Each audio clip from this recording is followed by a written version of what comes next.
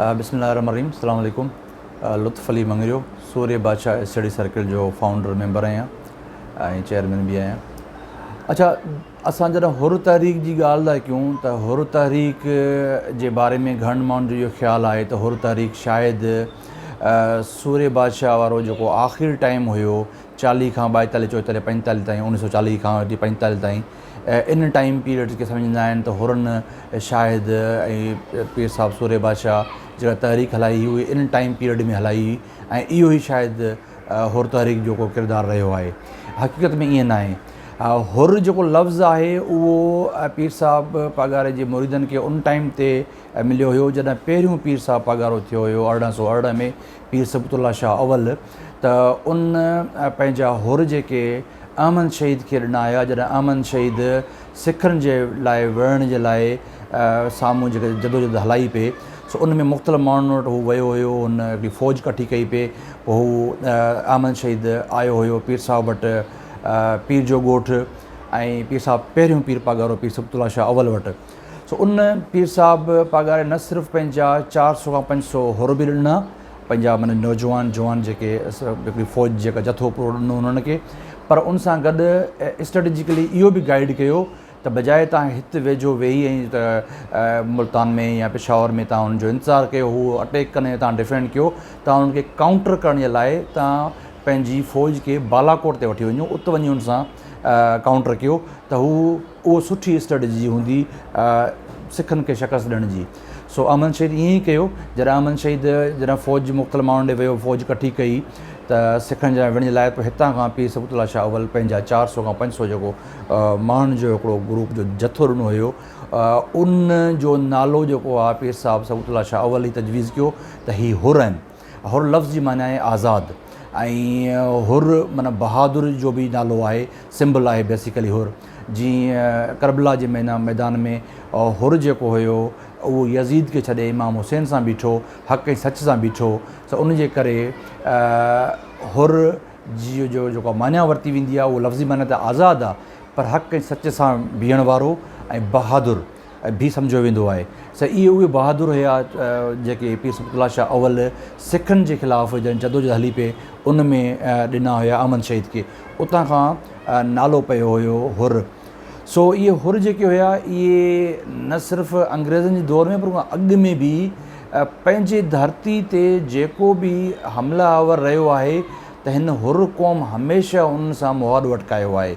हींअर पंहिंजी धरती ते कॾहिं बि कंहिं ग़ैर जो हुकुम नाहे मञियो, धरती ते धरती जे मालिकनि जो ई हुकुम मञियो आहे। उन में पाण हुजनि या उन धरती जा रहाकू ॿिया हुजनि, उन्हनि सां हमेशह गॾु रहिया आहिनि। ॿाहिरें हमले आवर सां कॾहिं बि उनजी मददगार न रहिया आहिनि, ऐं न ई कॾहिं उनखे तस्लीम कयो आहे।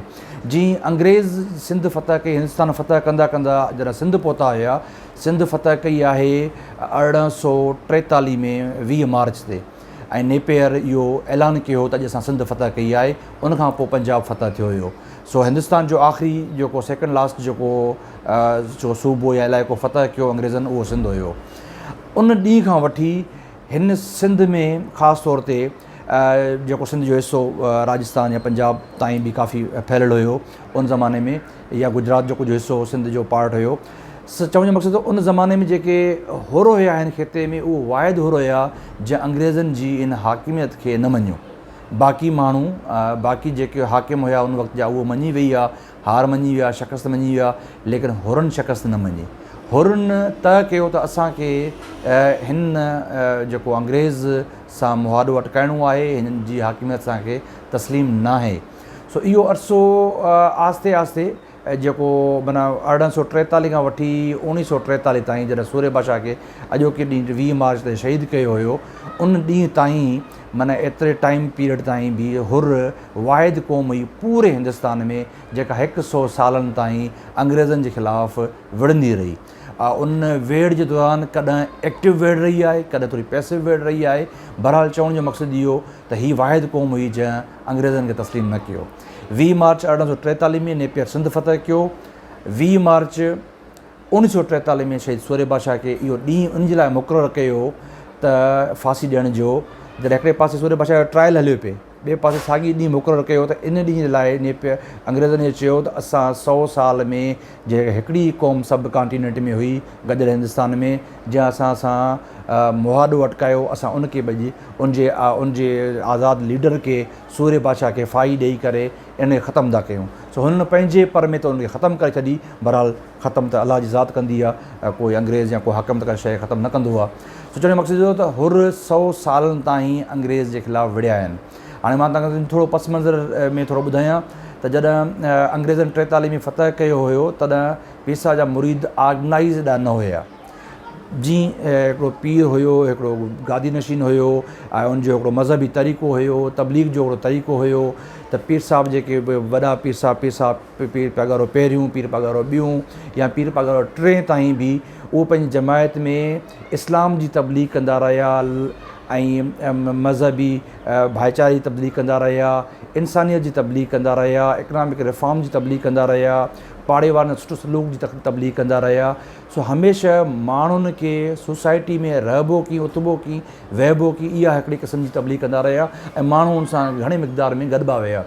जॾहिं चोथों पीर पगारो गादी नशीन थियो, पीर सबूतुल्लाह शाह, पीर साईं हिज़बुल्लाह शाह, उन जे ज़माने में पीर हिज़बुल्लाह शाह खे हिकिड़ो घणो टाइम मिलियो हुयो पंहिंजी गादी नशीनी जो। सो उन टाइम में पीर हिज़बुल्लाह शाह पंहिंजी जमायत खे ऑर्गनाइज़ कयो, पंहिंजी जमायत खे मुख़्तलिफ़ यूनिट्स में तक़सीम कयो ऐं हर यूनिट जो हिकिड़ो इंचार्ज मुक़ररु कयईं। उन इंचार्ज खे मुख्य सॾिबो आहे या ख़लीफ़ो सॾींदा आहिनि। त ईअं 12 जी महीना आहिनि त हर महीने जो हिकिड़ो ग्रुप हूंदो जेको दरगाह ते ईंदो ऐं उते जा इंतिज़ाम संभालींदो ऐं उन सां गॾोगॾु उहो जेको आहे ख़लीफ़ो जेको आहे उहो पंहिंजे हिकिड़े ग्रुप जो लीडर बि हूंदो ऐं उनजा वरी सब लीडर बि हेठि हूंदा। सो इहो सिलसिलो पीर साईं हिज़बुल्लाह शाह राशिदी जेको आहे जोड़ियो ऐं उनजो पर्पज़ हिकिड़ो त माना सोसाइटी जे अंदरि ऑर्गनाइज़ थियणु हुयो।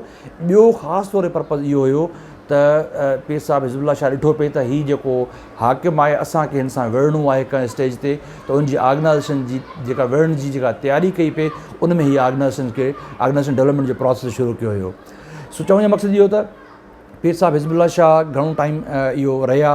पोइ वरी तव्हां ॾिठो त 1886 खां वठी 1896 ताईं इहो जेको टाइम रहियो 8-10 साल ताईं, इन 96 वारे टाइम में बि हिकिड़ो पीर साहिब जे मुरीदनि जो हिकिड़ो टोलो जो ग्रुप हुयो उन्हनि माना बग़ावत जो ऐलान करे छॾियो।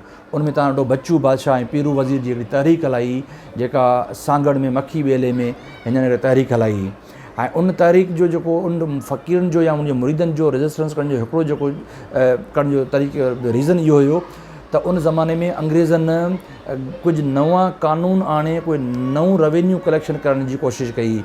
उन में ज़मीननि ते बि माल ते बि नवां टैक्सिस विझण जी कोशिशि कई त उहे उन फ़क़ीरनि मञण खां इनकार कयो। अञा फॉर्मल कोई स्ट्रक्चरल कोई मूवमेंट पीर साहिब पगार जी तरफ़ां लॉन्च कोन थी, पर उनजे मुरीदनि रजिस्ट कयो ऐं जॾहिं 5 पीर पगारो आयो त 5 पीर पगार जी सिहत ॾी इजाज़त कोन ॾींदी हुई, उनखे सिहत जा खोड़ सारा इशूज़ हुया त उनजे करे हू घणो सफ़र बि न कंदो हुयो, घणो एक्टिव बि फिज़िकली न हुयो। बहरहाल हुनजा मुरीद उन ज़माने में तमामु घणा एक्टिव थी आया। त उन में बच्चू बादशाह ऐं पीरू वज़ीर वारी तहरीक जेका आहे उहा सांगड़ मां मखी जे ॿेले मां शुरू थी। उन्हनि ऐलान कयो त असां हिन साम्राज्य खे नथा मञूं ऐं असांजो सुप्रीम कमांडर पीर पगारो आहे ऐं असांजे हिन इलाइक़े में सांगड़ उनजा आसपास जा इलाइक़ा आहे जेको उनमें हाणे खैरपुर जेको हिसो आहे, उमरपुर जेको हिसो, सांगड़, नवाबशाह, इन इलाइक़े में हुननि हिकिड़ो पंहिंजी स्टेट डिक्लेयर करे छॾी त बाबा ही बच्चू बादशाह आहे, पीरू वज़ीर आहे, फलाणा 2-4 माण्हू जेके ॿिया हुया उहे उनजा मुख़्तलिफ़ सिस्टम संभालींदा ऐं पीर साहिब पगारो जेको आहे असांजो सुप्रीम कमांडर आहे। सो ईअं ई माना उहा तहरीक हली ऐं उन तहरीक खे खोड़ सारियूं ॻोल्हा लाइ कार्रवाइयूं कयूं। उन में थाणनि ते हमला हुजनि, उन में पुलिस चौकियुनि ते हमला हुजनि, उन में जेका रेजिस्टेंस जेका थींदी आहे कंहिं हाकिम जे ख़िलाफ़ु उहा रेजिस्टेंस करण जी पूरी हुन कोशिशि कई। त उनजे ख़िलाफ़ु अंग्रेज़ हुकूमत उन वक़्तु वॾे क़िस्म जो ऑपरेशन कयो, पर ऑपरेशन में उनखे कामयाबी न मिली। पोइ हुननि पीर साहिब 5 पीर पगारो जेको हुयो उनखे मजबूर कयो त तव्हां सरेंडर करायो इन माण्हुनि खे ऐं असां जेको आहे उनखे माफ़ी ॾींदासीं, उन सां इंतकामी कार्रवाई न थींदी, इहे सरेंडर थियनि त अमन अमान थिए। सो 5 पीर पगारे पंहिंजे मुरीदनि खे पोइ हुकुम जारी कयो त त उहे सरेंडर कनि। जॾहिं सरेंडर कयो त बच्चू बादशाह खे सांगड़ चौक ते जॾहिं पुलिस गिरफ़्तार वठी आया सरेंडर कयो सांगड़ में, त सांगड़ शहर जो जेको हाणे जेको सेंट्रल चौक आहे जंहिंजो नालो बच्चू बादशाह चौक आहे, इन जॻह ते फांसी ॾेई छॾी बच्चू बादशाह खे ऐं बाक़ी खोड़सार माण्हुनि खे फांसियूं ॾेई छॾियूं। त उहो जेको अंग्रेज़नि वाइदो कयो हिनखे माफ़ी ॾिनी वेंदी त हिनखे तव्हां छॾे ॾियो, पर उहो सरेंडर करण जे बावजूदि छॾिया न, उन्हनि ते कार्रवाइयूं तेज़ कयूं। पोइ उन जो रिएक्शन इहो निकितो त पीर साहिब जे मुरीदनि ऐं पीर साहिब उन वक़्तु सोचियो त असां त कोऑपरेशन माना रेज़िस्टेंस बि कईसीं, कोऑपरेट कयोसीं त उहा थोरो अमन अमान बि रहे, उनजे बावजूदि अंग्रेज़ जेको आहे उहो उन पंहिंजी ज़बान तां फिरी वियो आहे, इहो एतबार जोॻो न आहे, हाणे हिननि खे न तस्लीम कबो। सो उनखां पोइ पीर साहिब जे मुरीदनि वटि अक्रॉस दी बोर्ड जेके मुरीद हुया उहे ऐं उनजे इलाइक़े में जेके ॿिया माण्हू रहंदा उन्हनि खे इहो मैसेज हलियो वियो त अंग्रेज़ जेको आहे जेका बि ॻाल्हि कंदो उहा ॻाल्हि सही न हूंदी। सो अंग्रेज़ उनजे ख़िलाफ़ु पीर साहिब जे मुरीदनि ऐं उन सां गॾोगॾु जेके जंहिं इलाइक़े में पीर साहिब मुरीद उन आस्ते आस्ते रेज़िस्टेंस वरी तेज़ कई। सो 1900 में सेप्टेंबर में अंग्रेज़नि छा कयो जो हिननि सिंध असेंबली मां बिल पास कराई, उन में एक्ट बिल न पास कराई पर एक्ट को नाफ़िज़ कई, उहो हुयो क्रिमिनल ट्राइब एक्ट।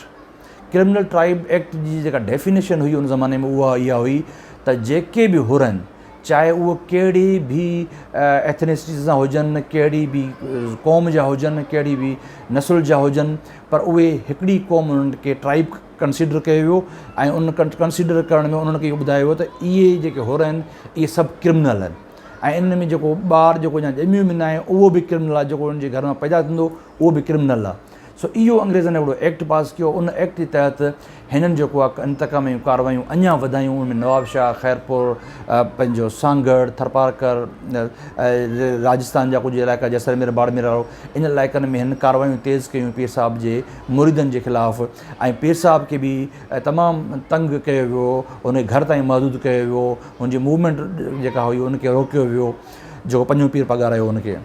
सो ख़ैर चवण जो मक़सदु इहो त उन्हनि कार्रवायुनि हुरनि में अञा बि जेको आहे तेज़ी आंदी, बग़ावत जेका हुरनि जेका हिन खे ऑलरेडी मञियो बि कोन पियो, उन जो रिएक्शन अञा बि हुरनि जो तेज़ आयो।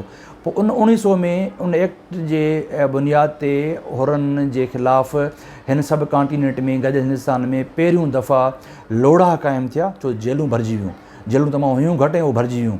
उनखां पोइ लोढ़ा क़ाइमु कया ऐं लोढ़नि जी जेका मां तव्हांखे डेफिनेशन ॿुधायां त लोढ़नि मां मुराद इहो आहे त हिकिड़े वॾे ज़मीन एराज़ी ते ॿाहिरियां खां लोढ़ो ॾिबो, जो सिंधी में लोढ़ो चवंदा आहियूं पाण, उनजे अंदरि पाणी जो तलाउ बि, उनजे अंदरि जानवर बि, उनजे अंदरि माल बि, ॿार बि, मायूं बि, मर्द बि, सभु उनजे अंदरि रहंदा हुया ऐं उनजो खाइण पीअण जो बंदोबस्तु बि अंग्रेज़नि कोन कयो।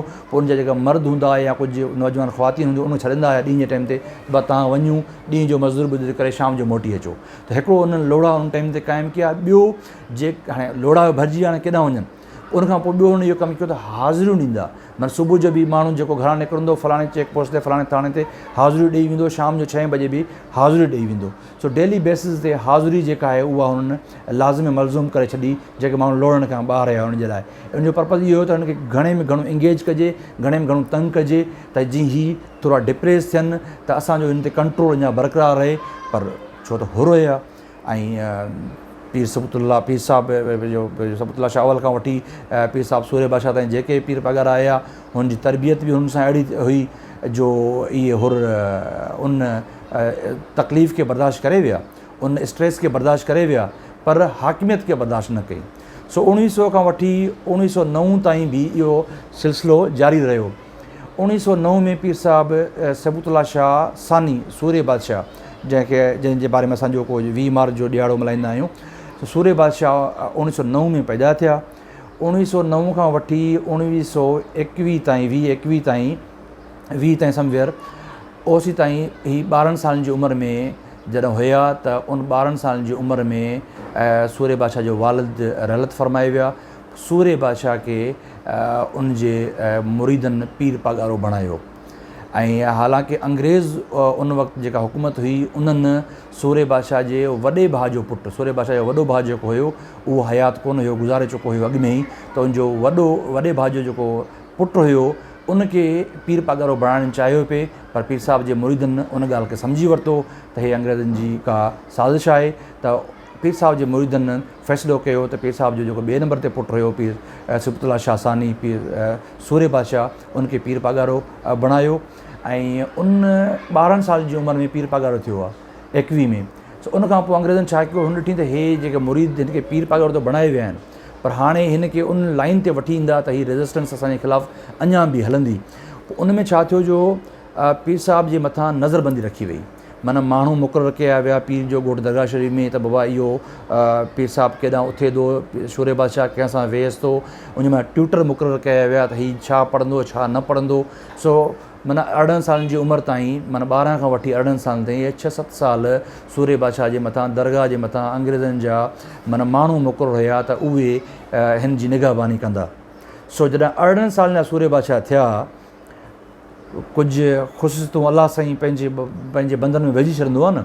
सो सूर्य बादशाह हिकिड़ो जॾहिं 9 में ॼाओ, 9 खां वठी 12 सालनि ताईं नंढी उमिरि में ॾिसंदो रहियो त हुरनि कीअं लोड़नि में बंदनि, कीअं उन जूं हाज़िरियूं हलनि पियूं, इहे ख़बरूं पीर साहिब जे घर ताईं, हवेली ताईं, दरगाह ताईं पहुचंदियूं रहियूं हुयूं मुरीदनि मुख़्तलिफ़ माण्हुनि जे थ्रू। त उहो बचपन में ॾिसंदो रहियो, ॿुधंदो रहियो, त उन्हनि दिलि में अञा बि हिकिड़ी ताक़त पैदा कई अंग्रेज़नि सां विढ़ण जी। ऐं उनखां पोइ अलाह जो करिश्मो हुयो, अलाह साईं हुनजे मथां महिरबानी हुयो त अहिड़ा कुझु हिन धरती ते या दुनिया में हमेशह अलाह साईं सदियुनि में कुझु अहिड़ा बहादुर माण्हू पैदा कंदो आहे। सो सूर्य बादशाह उन सदियुनि में उन सदी जो बहादुर हिकिड़ो शख़्स हो जंहिंजे करे सिंध जे माण्हुनि मुंहिंजे मुरीदनि उनखे सूर्य बादशाह जो लक़ब बि ॾिनो। ख़ैर 2021 में सूर्य बादशाह जॾहिं पीर पगारो थियो त उनखां पोइ नज़र इन ते रखी वई। 28 में 1928 में जॾहिं सूर्य बादशाह 18 सालनि जी उमिरि क्रॉस कई, तॾहिं सूर्य बादशाह पहिरियों जो कमु कयो उहो इहो कयो त जेके मथे माण्हू मुक़ररु थियल हुया उन्हनि खे चई त वाह हाणे तव्हांजी ज़रूरत न आहे, हाणे मां आकिल बालिग़ आहियां, हाणे मां पंहिंजा फ़ैसिला पाण कंदुसि ऐं दरगाह ऐं मुंहिंजी जंहिं सिस्टम जा फ़ैसिला आउं पाण कंदुसि, हुननि खे हुतां कढी छॾी। त हिकिड़ो जेको आहे सभ खां वॾे में वॾो जेको आहे उहो सुवालु जेको आहे उहो उन ॾींहुं इहो रहियो हुयो। अच्छा, ॿियो जेको आहे उहो इहो हुयो त सूर्य बादशाह खां अॻु में जेके तोहफ़ा तवाइफ़ जेके हुकूमतनि जा ईंदा रहंदा हुया त उहे बि पीर साहिब जी बंगले में पिया हूंदा हुया। पंजे पीर पगारे जी जेको टाइम में मिलिया हुया त उहे पिया हूंदा बंगले में। सो उन टाइम ते सूर्य बादशाह जीअं पंहिंजे बंगले में उन ॾींहुं घिड़िया त उन चई त मुंहिंजा वालदीन केॾा न सादा हुया जो हिन जेके इन्वेडर आहिनि, जेके असांजे मथां हमले आवर आहिनि, उन्हनि जी ॾिनल शयूं बि रखी छॾियूं आहिनि हिफ़ाज़ सां। सो असांखे इहे शयूं न खपनि, उहे शयूं सभई कढाए उन्हनि खे अंग्रेज़नि खे वापसि मोकिले छॾियूं। सो इहो ॿियो माना पॉइंट हुयो जितां सूर्य बादशाह इन ॿिनि इहे ॿई शयूं पहिरें ॾींहुं करे इहो मैसेज ॾिनो त मां तव्हांजी हाकिमियत खे तस्लीम नथो कयां। सो चवण जो मक़सदु इहो त सूर्य बादशाह 18 सालनि जी उमिरि खां ई माना बग़ावत जो अलम बरदार थी चुको हुयो, इहो ऐलान करे चुको हुयो। ऐं इहो आहे 1928 जो टाइम। 1930 में 2 सालनि ताईं सूर्य बादशाह आज़ादु रहिया आहिनि, पंहिंजे मुरीदनि ताईं विया आहिनि, दरगाह सिस्टम ऑर्गनाइज़ जेको सिंध जो या हिन ख़िते जो पीरी मुरीद तरीक़ो आहे उन में रहिया आहिनि। 30 में 2 सालनि खां पोइ अंग्रेज़नि सोचियो त हीउ माण्हू जंहिं स्पीड में वञे पियो त हीउ असां सां ऑर्गनाइज़ थी वेंदो हलियो ऐं पोइ असांखे ॾुखियो थींदो हिन कंट्रोल करणु। 1930 में सूर्य बादशाह जे ख़िलाफ़ु खोड़ सारा केस विधा, कूड़ा केस, जीअं अॼु बि जीअं हुकूमत में जेको हूंदो आहे उहो ॿिए जे ख़िलाफ़ु केस विझंदो आहे, त ईअं सूर्य बादशाह जे ख़िलाफ़ु केस विधा। उन में जेको केस जॾहिं थिया त ट्रायल थियो, उन ट्रायल में सूर्य बादशाह जो जेको वकील हुयो उहो मोहम्मद अली जिन्ना, क़ाइद आज़म मोहम्मद अली जिन्ना वकील हुयो। खोड़ सारा केस विधा हुया पर खोड़ सारा केस उन मां क़ाइद आज़म ट्रायल में ई कुझु रिजेक्ट थी विया, उनजी कोन थी पहिरियों, छो त केस उहो एतिरा कमज़ोर हुया। लेकिन 2-3 केस अहिड़ा हुआ जिन में हुननि खोड़ सारा सबूत बि गॾु करे छॾिया, कूड़ा सचा करे।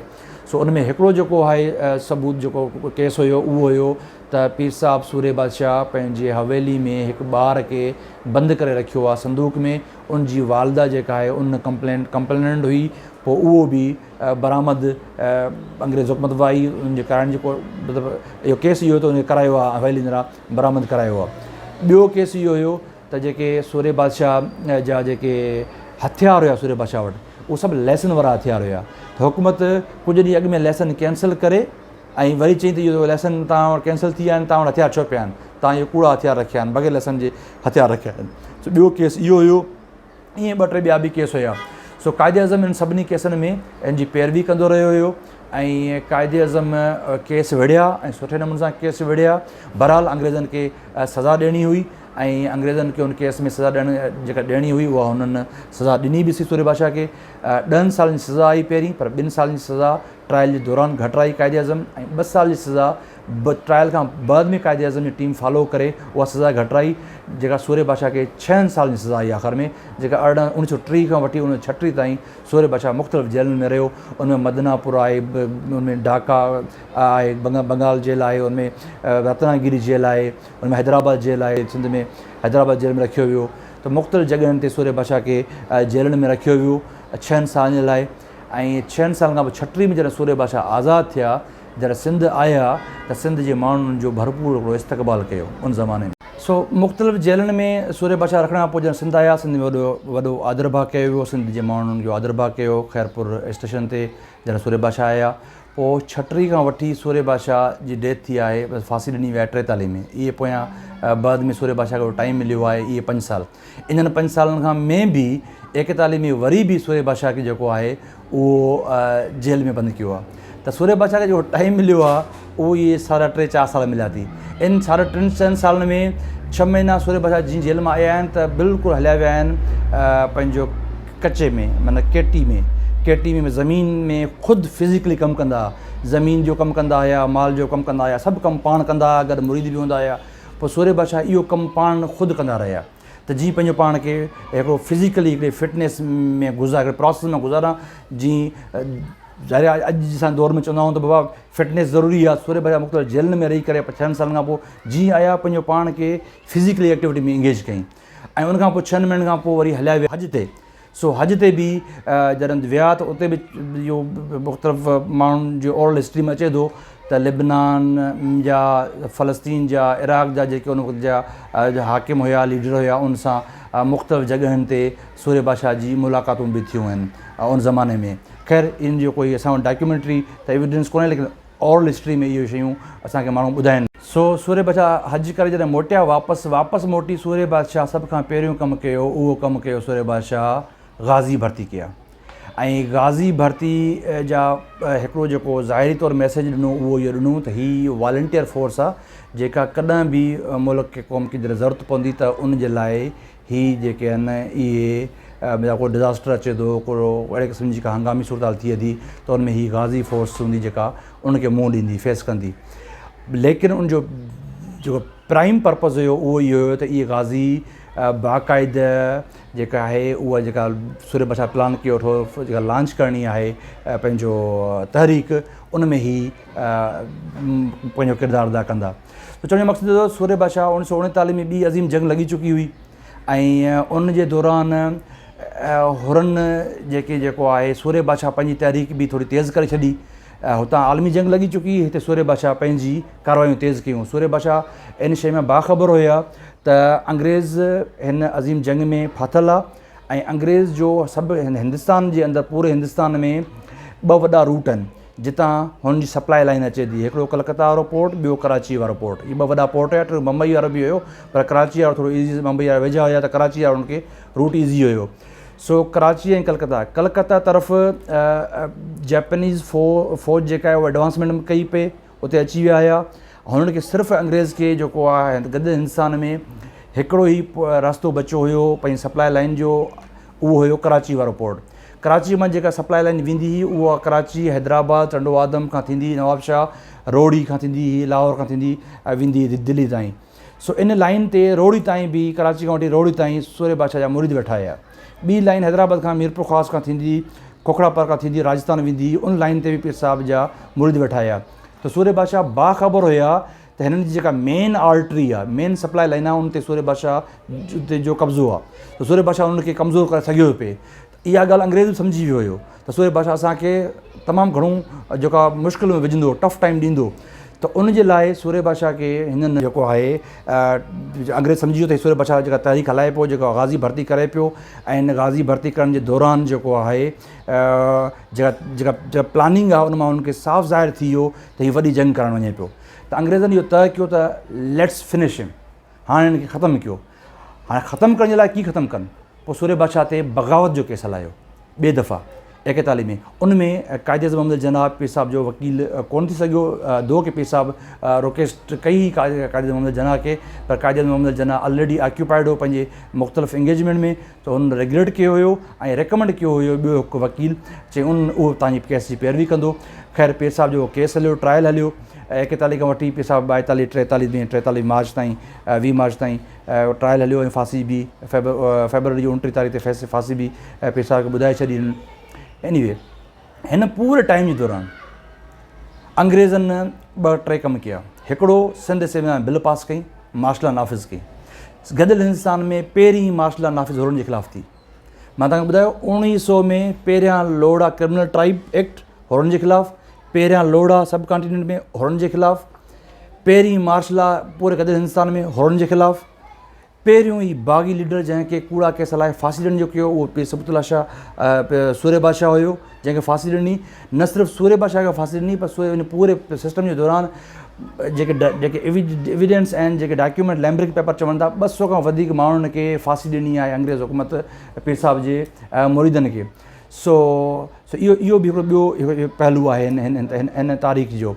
अच्छा, उनखां अलावा जेको टियों जेको तव्हांखे मां ॿुधायां उहा इहा आहे, सूर्य बादशाह जो ट्रायल जॾहिं हलियो पिए, हिकु तरफ़ ट्रायल हले पियो, अञा जजमेंट न आई आहे, ॿिए तरफ़ हुननि जी कम्युनिकेशन अंग्रेज़नि जी पाण में हले पई, उन में उहो तय कनि पिया त सूर्य बादशाह खे फांसी ॾिनी वेंदी, उनखां पोइ हुनखे किथे तदफ़ीन कयो वेंदो, हुनजी लाश किथे रखियो वेंदो, हुनजी फैमिली खे छा कयो वेंदो, हुनजे पुटनि खे या दरगाह जो सिस्टम कीअं पोइते ॾिसबो, कीअं हुनखे कंट्रोल कबो, इहे ॻाल्हियूं ट्रायल हलण खां पहिरीं पाण में कम्युनिकेट कनि पिया।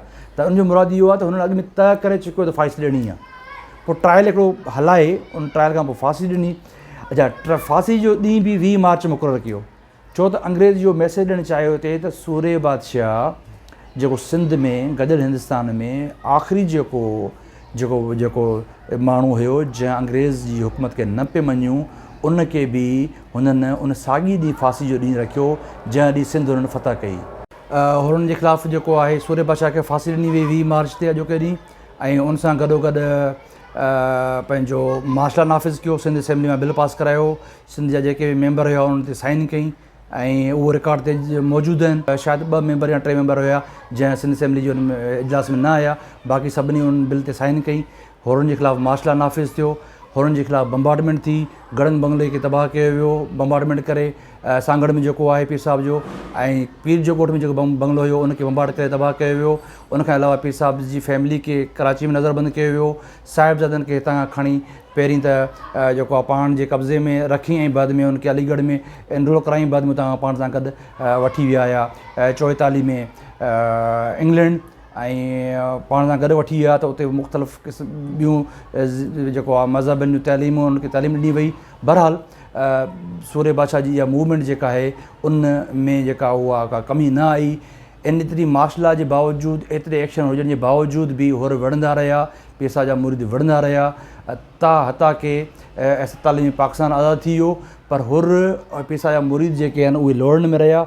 52 में जॾहिं पीर साहब जी गादी बहाल थी, पीर साहब जा शाह सूर्य बादशाह जा 2 फ़र्ज़ंद वापसि जॾहिं पाकिस्तान पहुता ऐं 4 फरवरी ते गादी बहाल थी, ऐं उनखां पोइ 1 अप्रैल 1954 में 2 सालनि खां पोइ लोड़ा ख़तमु कया विया।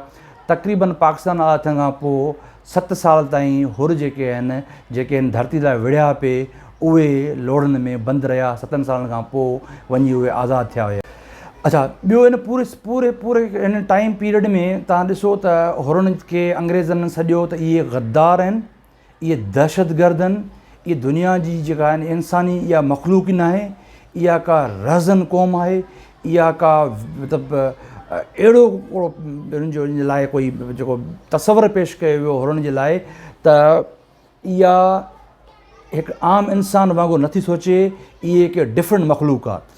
ऐं उन ज़माने में एतिरो नैरेटिव डेवलप कयो वियो त माण्हू कोई चवंदा हुर अची वियो त माण्हुनि खे माना ॾहका पैदा थींदो त इहा को अलाए को ख़ुदा अजीब मख़लूक़ अची वई। सो अहिड़ो माना अंग्रेज़नि नैरेटिव बिल्ड कयो हुयो हुरनि जे लाइ। पर मां तव्हांखे ॿुधायां, हुर न दहशतगर्द हुया, हुरन जेको आहे कोई अहिड़ा कोई ख़ुदा न ख़ास्ता ॿिए कोई हुया, कोई पीर परस्त हुया, अलाह न करे कोई ख़ुदा खे छॾे पीर खे पूॼींदा हुया, अहिड़ो को बि तस्वर न हुयो। इहो अंग्रेज़नि जो मॉडल तस्वर हुयो। मिसाल तौरु जेकॾहिं हुरनि ते ऐं पेशाब ते इहो इल्ज़ाम हुयो त पेशाब जा मुरीद जेके आहिनि उहे पीर परस्त आहिनि, इहे ख़ुदा परस्त न आहिनि। जेकॾहिं ख़ुदा परस्त न हुजनि हा त जेके लोढ़नि में जेके बंदि हुया, उन लोड़नि जे अंदरि उन हुरनि जेके मस्जिदूं ठाहियूं हुयूं पंहिंजी इबादत जे लाइ, उन मस्जिद जो बि रुख़ काबे तरफ़ हुयो, कोई दरगाह पीरकोट तरफ़ न हुयो। त इन ॻाल्हि में का सदाकत न हुई। इहो हिकिड़ो नैरेटिव अंग्रेज़नि बिल्ड कयो हुयो हुरनि जे लाइ त शायदि इहे पीर खे उहो पुॼंदा ऐं पीर जे लाइ सभु कुझु हिन जे लाइ पीर आहे। सो त अहिड़ो को बि तस्वर न हुयो। पर जेकॾहिं इहो कूड़ो तस्वर जेको अंग्रेज़नि ठाहिण जी कोशिशि कई, जेको पाकिस्तान ठहण खां बाद ताईं बि काफ़ी अर्सो हलियो। अच्छा, ॿियो हुरनि जे बारे में वॾे में तस्वर इहो हुयो त हीअ कोई पंहिंजो आहिनि अहिड़ा कोई उहो वेड़ू आहिनि जेके माण्हू खे माण्हू सम्झनि नथा, माण्हू खे ॾिसी माण्हू खे मारे छॾींदा, ऐं हीअ जेके आस पास को रहण लाइ माण्हू तयारु न आहे। हिन जिते आबादी आहे हुरनि जी, उते ॿी आबादी वॾी मुसीबत में आहे। इहो माना हिकिड़ो तस्वर हुन पेश कयो त हीअ धाड़ेल आहिनि, हीअ माना फुरूं कंदा, हीअ माण्हुनि खे लुटंदा, माण्हुनि खे मारंदा। अगरि ईअं हुजे हा त पाकिस्तान आज़ादु थियण खां पोइ हुर 54 मुंहिंजा लोड़नि मां ॿार निकिता, 54 खां वठी 2000 ताईं सिंध में जेके बि जिते बि हुरनि जी ज़्यादातर आबादी हुई, उहे इलाइक़ा पुरअमन हुया। त इहो बि तस्वर ग़लति साबित थी वियो त हुर जिते आहिनि उहे इलाइक़ा पुरअमन न आहिनि। उहे हुर जेके वेड़ा कनि, हुर धाड़ियल आहिनि, हुर फोरू आहिनि। त इहो बि कॉन्सेप्ट ख़तमु थी वियो फिल फौरन जेको अंग्रेज़नि ठाहियो पाकिस्तान ठहण खां बाद में। त जेकॾहिं हुर फोरू हुजनि हा, धाड़ियल हुजनि हा, लुटमार कंदा हुजनि हा, त बाद में बि कंदा न पाकिस्तान ठहण खां पोइ। हुननि कॾहिं बि अहिड़ो कमु न कयो। हुरनि जिते बि पॉपुलेशन आबादी घणी हुई, उन्हनि जॻहियुनि ते उहे इलाइक़ा पुरअमन इलाइक़ा सॾिबा हुया। त माना हुर पुरअमन क़ौम हुई, छो त हुरनि हिन धरती जा वारस हुया, हिन धरती जा मालिक हुया। हुननि जी वेड़ हुई, जेको ॿाहिरियों जाबर अची हिते आयो हुयो, उन जे ख़िलाफ़ु वेड़ हुई। उहो जॾहिं खां वियो त हुन मुल्क जा बाशिंदा हुआ, चुप करे पंहिंजे मुल्क में पंहिंजी मज़दूरी में लॻी विया, पंहिंजे कमकार में लॻी विया, पंहिंजो मुल्क पंहिंजो वतन ठाहिण में लॻी विया वापसि। सो हुरनि ते इहो हिकिड़ो हिकु सदी जो जबर हलियो हुयो ऐं हिकु सदी ताईं हुर ई विढ़ंदा रहिया हुया।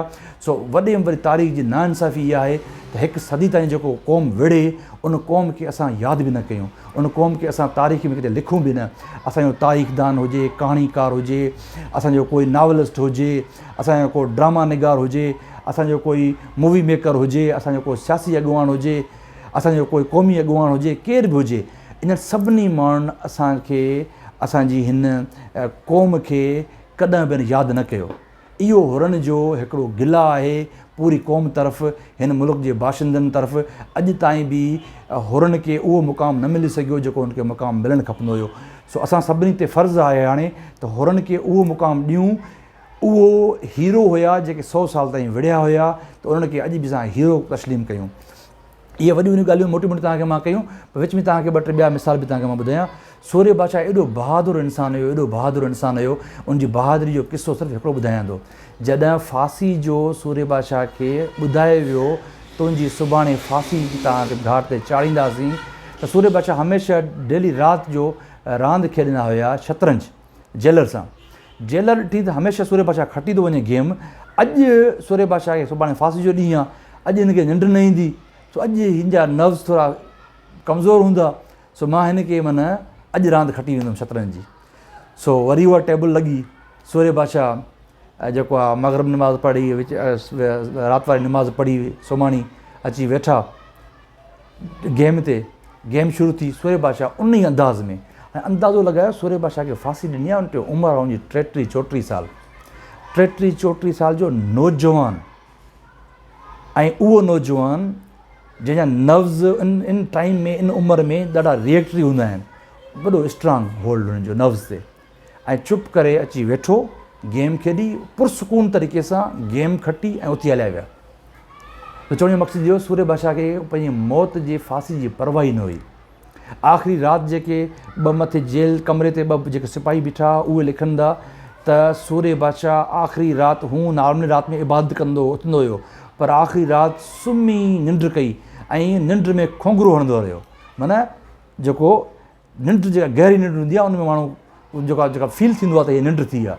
त सूर्य बादशाह आख़िरी राति जेका फांसी सुबुह आहे सुकून वारी निंड कई, छो त हुनखे ख़बर हुई त मां हक़ीक़ी मालिक सां मिलंदो। जंहिं वतन या कफ़न जो नारो हयूं हुजे उनखे मौत जी कड़ी परवाह। ॿी मज़े जी ॻाल्हि, इंसान खे कमज़ोर कंदियूं न ॿ टे शयूं। इंसान खे कमज़ोर कंदी आहे जवानी, इंसान खे कमज़ोर कंदी आहे औलाद, इंसान खे कमज़ोर कंदी आहे दौलत, इंसान खे कमज़ोर कंदी आहे शोहरत। इहे सभई शयूं सोए बादशाह वटि हुयूं। सोए बादशाह हिकिड़ो नौजवान हुयो। सोरे बादशाह वटि पंहिंजी हिकिड़ी बेइंतिहा शोहरत बि हुई। सोरे बादशाह खे माण्हू कुलनि ते खणी घुमंदा हुया, एॾा हुनजा सीधाई हुया, हुन ते जान निसार करण वारा माण्हू बि हुया। सोरे बादशाह वटि हिकिड़े उन ज़माने में जेके वॾा माण्हू हुया ओतिरी हुन वटि दौलत बि हुई। सोरे बादशाह खे औलाद बि हुए, ॿ नंढड़ा पुट बि हुया। इन्हनि सभिनी जी परवाह करण जे बजाए हुन जेके शइ जी परवाह कई उहा कई पंहिंजी ज़मीन, पंहिंजे हक़ ऐं पंहिंजे सच जे लाइ जंग विढ़ण जी। इहे सभु शयूं क़ुर्बान करे हक़ ऐं सच जो नारो हईं, वतन या कफ़न, ज़िंदगी या मौत, वतन या कफ़न। सोरे बादशाह उन नारे में कामयाबु थियो। असां ऐं तव्हांजो फ़र्ज़ु आहे उन नारे खे यादि कयूं, अॼु हक़ सच जे लाइ विढ़ूं। वॾी महिरबानी तव्हांजी। Thank U.